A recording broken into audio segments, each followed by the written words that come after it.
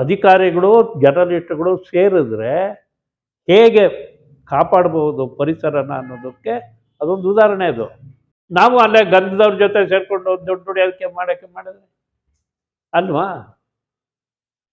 ಇದು ಏನಂದರೆ ರಿಸ್ಕು, ನಿಜ ರಿಸ್ಕು ತಗೋಬೇಕು, ಆದರೆ ಸಮಾಜದ ಹಿತಕ್ಕೋಸ್ಕರ ತಗೋಬೇಕು. ಆಯಿತು, ನಾವು ಅಷ್ಟು ಸರಿ ಓಡಾಡ್ತಿದ್ವಿ ಅಲ್ಲಿ, ವೀರಪ್ಪನ ಹೊಡೆಯೋದೇನು ನಮ್ಮನ್ನು ಕಷ್ಟ ಇರಲಿಲ್ಲ. ನಮ್ಮ ಹತ್ರ ಏನು AK-47 ಇತ್ತೆ? ಏನೂ ಇಲ್ಲ. ಯಾವ ಧೈರ್ಯದ ಮೇಲೆ ಹೋಗ್ತಿದ್ವಿ? ಏನೋ ಆಗುತ್ತೆ ಬಿಡಪ್ಪ.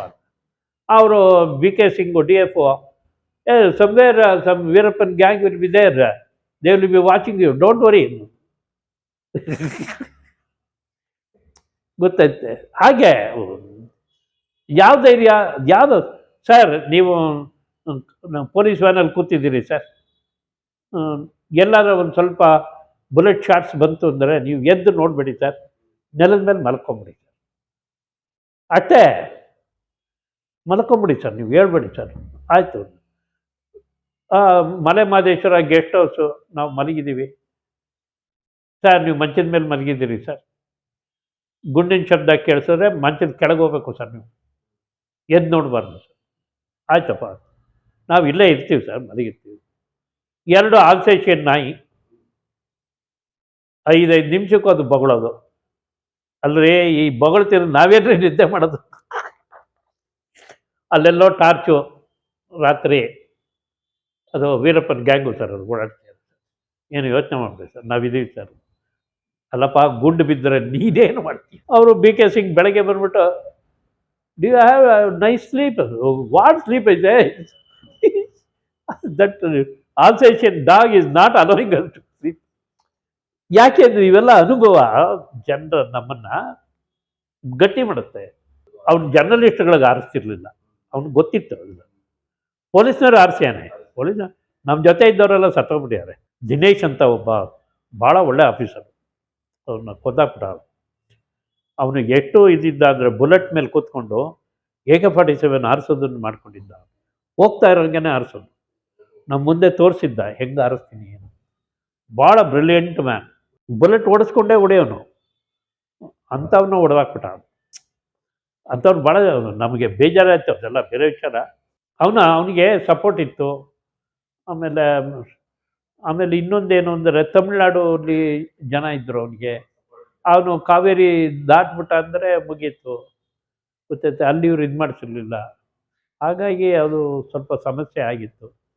ಆಮೇಲೆ ತಮಿಳ್ರೇ ಹೊಡೆದಾಕಿದ್ದವ್ರು, ನಾವೇನು ಹೊಡೆಯಲಿಲ್ಲ, ಅವನ್ನೇ ಹೊಡೆದು. ಏನೂ ಮಾಡೋಕ್ಕಾಗಲಿಲ್ಲ.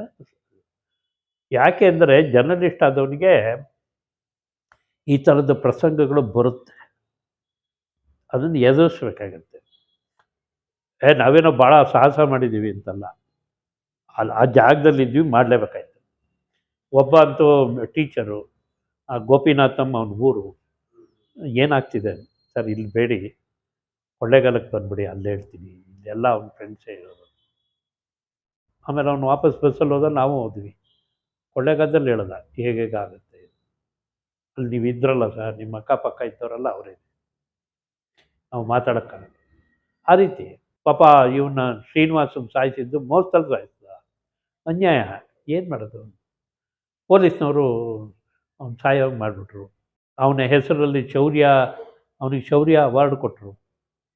ಈಗಲೂ ವರ್ಷಕ್ಕೊಂದು ಸರಿ ಈ ಫಾರೆಸ್ಟ್ ಡಿಪಾರ್ಟ್ಮೆಂಟ್ ಮುಂದೆ ಒಂದು ಇದಿದೆ, ಸ್ತೂಪ ಇದೆ, ಅಲ್ಲಿ ಇದು ಮಾಡಿ Srinivas the only civilian who got ಶೌರ್ಯ ಅವಾರ್ಡ್, IFS ಅವರು. ಎಷ್ಟು ಸಿಂಪಲ್ ಇದ್ದ ಅಂದರೆ, ಅವನು ಒಂದು ಟೀ ಶರ್ಟ್ ಹಾಕ್ಕೊಡೋನು, ಒಂದು ಪಂಚೆ ಉಟ್ಕೊಂಡ್ರೋನು, ಅಷ್ಟೇ. ಯಾರಿಗೂ ಆಫೀಸರು ಅಂತಲೂ ಗೊತ್ತಾಗ್ತಿಲ್ಲ. ಒಂದು ಟೀ ಅಂಗಡೀಲಿ ಟೀ ಕುಡಿಕೊಂಡು ಕೂತಿರೋನು, ಅಂಥ ಒಳ್ಳೆ ಆಫೀಸರು. V last him.